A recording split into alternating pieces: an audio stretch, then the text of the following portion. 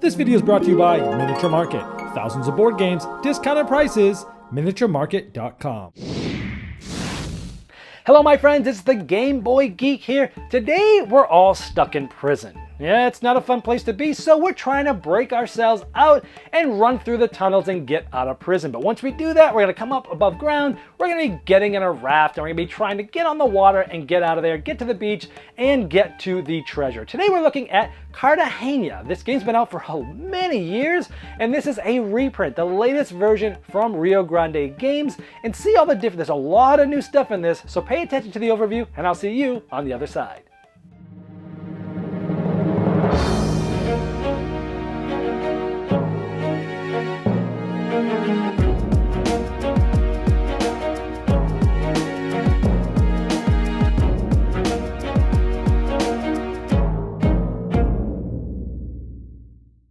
In Cartagena, you're getting 6 pirates which you're trying to escape from prison and get to the boat.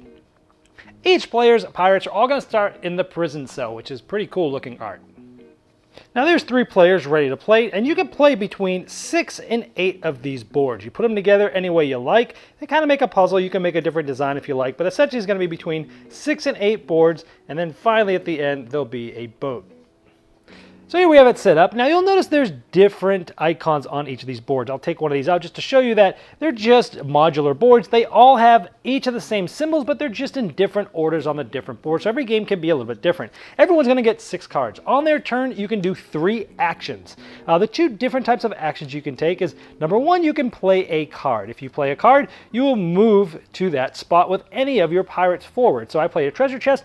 I'm the black player, I will go here. Now let's say for my second action, I play a second treasure chest. Well, this one's occupied, so it skips that and goes all the way up to here. So you can move pretty fast in this game.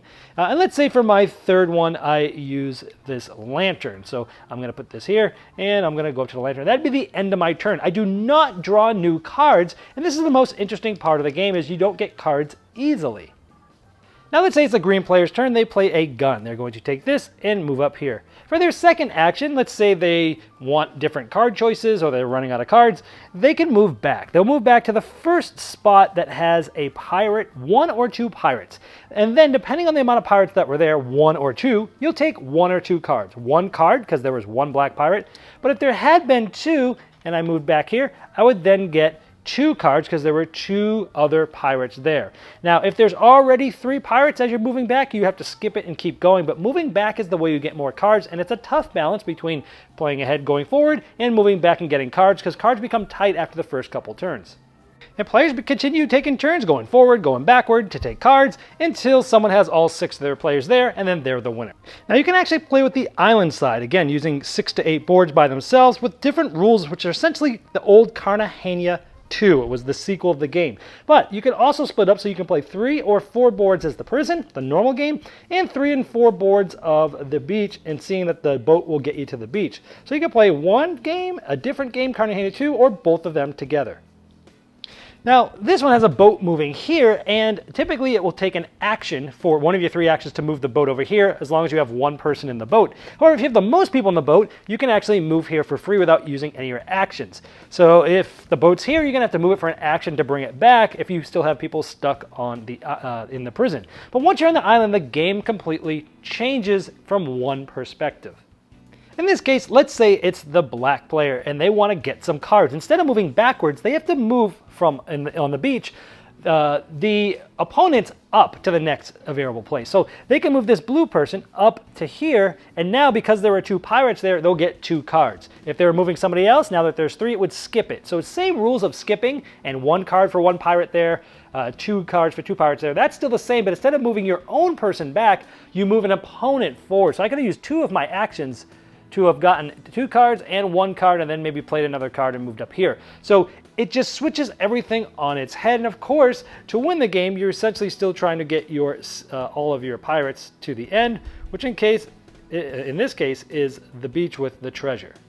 You can also play a new variant in this edition called Black Magic Woman. When playing a card, instead of moving like normal, you can use it for that card's special ability. For the gun, if you play that, you can look at an opponent's hand, take one of their cards, and then they just redraw. The lantern allows you to draw 4 cards, keeping 1 for you and placing the others on the top of the deck in any order you want. The rum, you buy a drink for everybody, you draw as many cards as the number of players plus 1, you keep 2 for yourself and distribute the others as you see fit. The parrots, if you play 2 parrots, it acts as any 1 wild for anything else. The hook, you play the hook with another card. So if I played the hook with the lantern, I can move 2 of my pirates, because he hooks them and runs with them, to this spot, but it counts as 2 of your 3 actions to do that. And if you get the treasure chest, now if I played that card and I was already on a treasure chest, these get put out on all the chests. There's 2 left out each game, at least. And so if I play the treasure chest, instead of moving, I can flip this over. This will give me 1 or 2 cards. This will allow me to draw 2. Sometimes it will give me nothing. Sometimes a snake will come out and bad things happen. And the final variant is filibusters. There's cards that have a black side. If you play this, anyone that has more than 7 cards has to discard down to 7. Now, I've reviewed the 2011/14 version from Ravensburger before. I'll put that link in the description, and you'll be able to go back and see my full review there. I'm still going to do a full review, but I've already looked at the older version. You can see which one you like better. It is a great family game. This is one of those things, again, I always talk about my depth to complexity ratio. This is like, how much depth can you have with how many little rules can you have a game with a lot of depth is essentially what it is. This game has very simple rules. You're either playing a card and moving forward, or you're moving one of your pirates backwards and you're drawing a card. That's literally it. You can teach the game in 1 minute. But there's so many tough and grueling decisions based upon that. And that's what I love about that. Lots of depth. You're playing out the other players, but it's a simple game. This essentially is gamer Candyland. That's all it is. In Candyland, you just draw a random card and hey, I go to that spot. And here you get to choose what you play. You get to choose how many cards you're going to have in your hands. If you don't have as many, you can choose to move forward or move back. But essentially, it's gamer Candyland. I love it when a game that most people know about and maybe was mass market and maybe wasn't that great, and people bring those mechanisms into games and then make them actual fun and interesting games. And that's what this one does for gamer Candyland. Now, this version is amazing. In my opinion, it's the best version out there because it has a lot of additional modules. And I really liked all of the new things that they added. Let's talk about the Black Magic Woman. This one has those special abilities where if I play a gun, I can show you my gun and you're going to show me your cards. I'm going to take one, and then at least you get to redraw. Or we're going to play the lantern. I get to see more, so I get to draw more cards, pick one and put them in the order I want. Or I get to go in the treasure and look at what's there for the treasure chest. Or, different things. I really like this.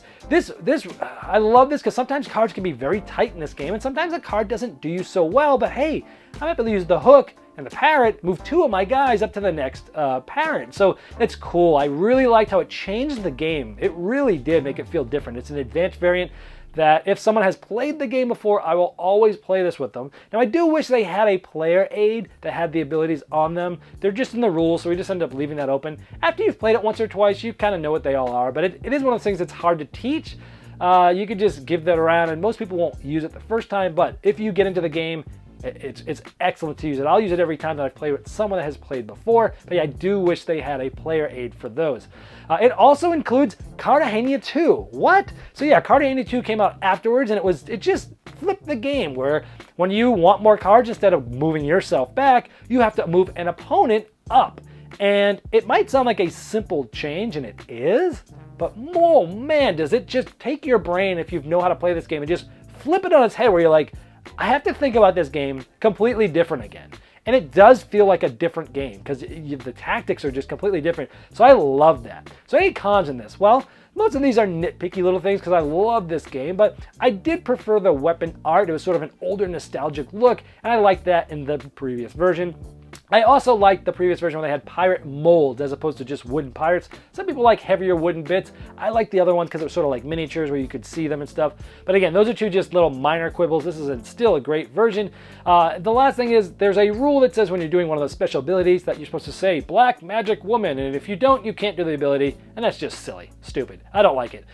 So it's an easy one just to disregard. Play the card, say you're using it for ability, whatever. So 3 little nitpicks things here, but this game's amazing. I'm keeping keeping it in my gaming library. I'm replacing the old version, giving it to my father-in-law this coming weekend. So let's check this out, and I'm going to give it a saxophone serenade to get in my gaming library. So take it away. This video was sponsored by Miniature Market's Review Corner. The Review Corner features podcasts, video, and written game reviews by gamers for gamers. Miniature Market, the online gaming superstore. Thousands of board games, discounted prices. Check them out at miniaturemarket.com.